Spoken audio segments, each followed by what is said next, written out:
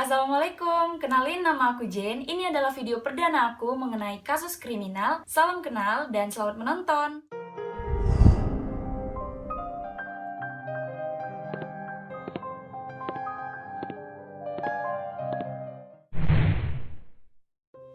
Dorothy Scott, atau dikenal sebagai Scott, adalah seorang wanita tunggal atau ibu tunggal yang telah memiliki satu orang anak di Stanton, California.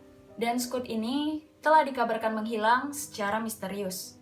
Scott lahir pada tanggal 23 April 1948. Dikabarkan menghilang pada tanggal 28 Mei 1980. Pada usia 32 tahun di Anaheim, California. Dan tubuhnya ditemukan pada tanggal 6 Agustus 1984. Jadi, Scott ini telah menghilang selama 4 tahun. Semuanya berawal atau dimulai dari adanya beberapa panggilan misterius dari seorang pria yang tidak dikenal. Pada tahun 1980, beberapa bulan sebelum Scott dikabarkan menghilang, si Scott ini sering mendapatkan telepon dari pria misterius atau telepon gelap yang mengatakan hal-hal yang mengerikan serta mengancam dirinya. Dan menurut ceritanya, si penelpon misterius tadi itu tahu seluruh jadwalnya si Scott, bahkan kegiatan hariannya si Scott itu dia juga tahu. Karena si Scott ini pernah bercerita kepada ibunya bahwa dia itu mengenali suara penelpon misterius itu tetapi tidak mengenali namanya. Dan juga penelpon misterius ini pernah memberitahu si Scott ini tentang cintanya, pengabdiannya, bahkan pernah mengancam akan membunuhnya. Kemudian ibunya si Scott tadi ini juga menceritakan bahwa penelpon ini pernah menelponnya, "Saya akan pergi keluar dan saya punya sesuatu untuk Dorothy Scott." Dan suatu hari dia keluar, kemudian dia menemukan satu mawar merah mati di kaca depan mobil Scott ini, teman-teman. Ibunya Scott juga memberitahukan bahwa ada satu telepon yang sangat membuat putrinya takut. Pria misterius itu memberitahu akan menculiknya dan akan memotong-motong tubuh Scott sehingga tidak ada seorang pun yang akan menemukannya. Pada tanggal 28 Mei 1980, tepat pada jam 9 malam, Scott menghadiri rapat karyawan di tempat kerjanya dan menemukan teman kerjanya yang bernama Buster yang tampak kesakitan dan lengannya itu kelihatan aneh. Kemudian Scott ini inisiatif lah ngajak temannya untuk ke rumah sakit dan memeriksanya. Jadi mereka ini nggak hanya pergi berdua, tapi mereka juga ditemani satu teman kerjanya yang bernama Head. Ketika mereka sampai di rumah sakit, diketahuilah bahwa temannya tadi si Buster ini yang sakit itu terkena gigitan laba-laba hitam. Dan sewaktu mereka mau pulang, udah selesai nih berobatnya, Scott memberitahu kedua temannya, si Head dan Bostron tadi, untuk menunggunya dan dia akan mengambil mobilnya di tempat parkir. Saat mobil Scott ini datang, bukannya menghampiri kedua temannya tadi, malahan mobil Scott tadi ini melaju kencang keluar rumah sakit, meninggalkan kedua temannya tadi. Dan kedua temannya tadi itu nggak tahu siapa pengemudi di balik mobil itu.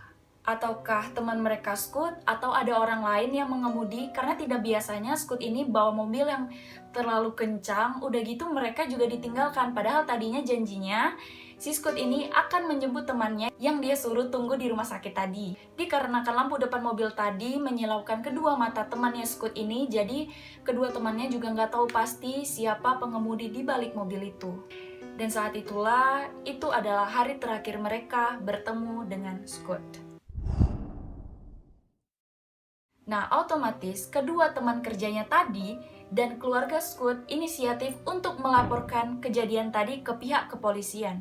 Setelah melakukan pencarian, tepat pukul 4.30 pagi, polisi menemukan mobil Toyota tahun 1973 berwarna putih milik Scott yang sudah ditemukan dalam keadaan terbakar di dalam sebuah gang. Dan mobil itu ditemukan sekitar 10 hingga 16 km dari jarak rumah sakit tempat Scott terakhir kali mengendarainya. Baik si Scott tadi ataupun pelaku kejahatannya itu nggak ada di lokasi tersebut. Beberapa pekan setelah kejadian itu, ibunya si Scott tadi dapat telepon gelap lagi. Dan di dalam telepon itu, seseorang mengatakan, "Aku yang membunuh Scott, aku mencintainya, tapi dia malah selingkuh dengan orang lain." Kejadian itulah yang membuat keluarga Scott itu histeris ketakutan. dan memutuskan untuk melaporkan kejadian tersebut kepada pihak kepolisian. Kemudian pihak kepolisian menangani kasus tersebut, tapi lagi-lagi polisi mengalami kesulitan untuk melacak siapa penelpon misterius tersebut.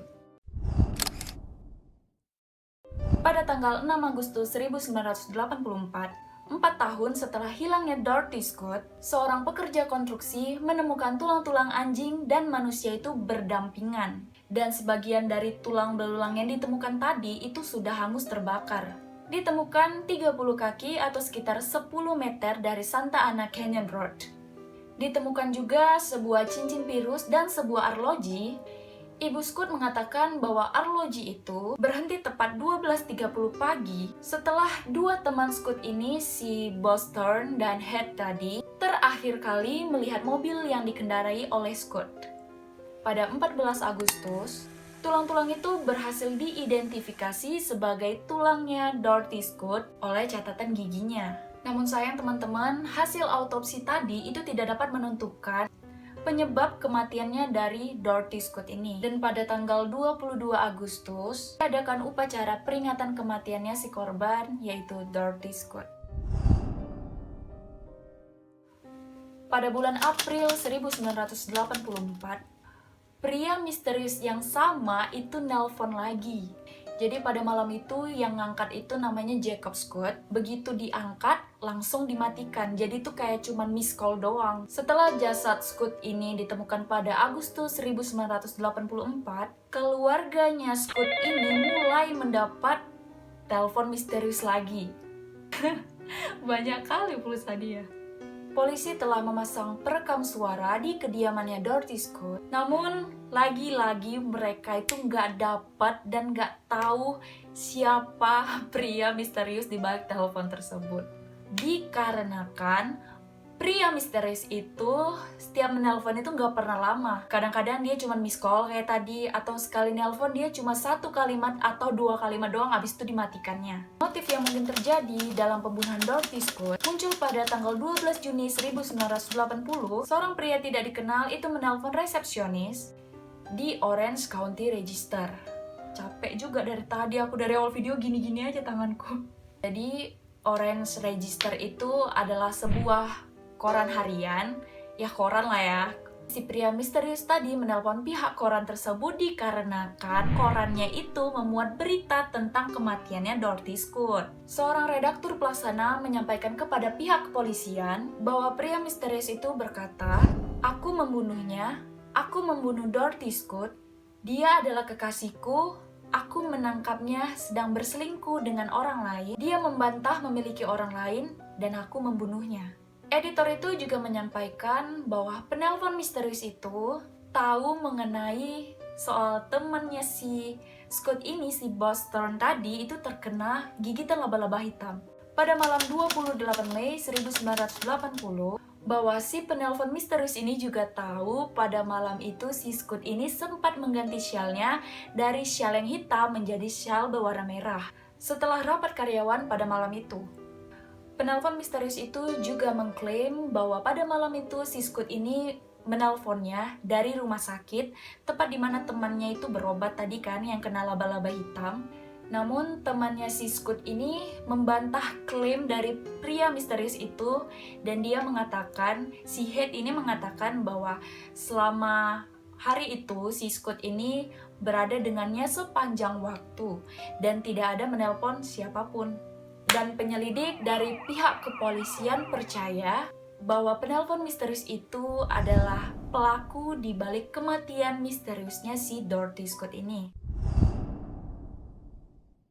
Dan akhir cerita dari kematian misteriusnya Dorothy Scott ini sampai hari ini belum bisa dipecahkan, bahkan mungkin tidak terpecahkan, dan tidak ditemukan siapa pelaku pembunuhan dari ibu satu anak ini. Sayangnya pihak kepolisian seperti membiarkan kasus ini begitu saja, sehingga tidak ada yang pernah mengetahui akan kebenaran siapa pelaku di balik pembunuhan Dorothy Scott. Itu tadi kisah misterius dari Dorothy Scott yang sampai saat ini belum terpecahkan atau bahkan tidak terpecahkan sama sekali.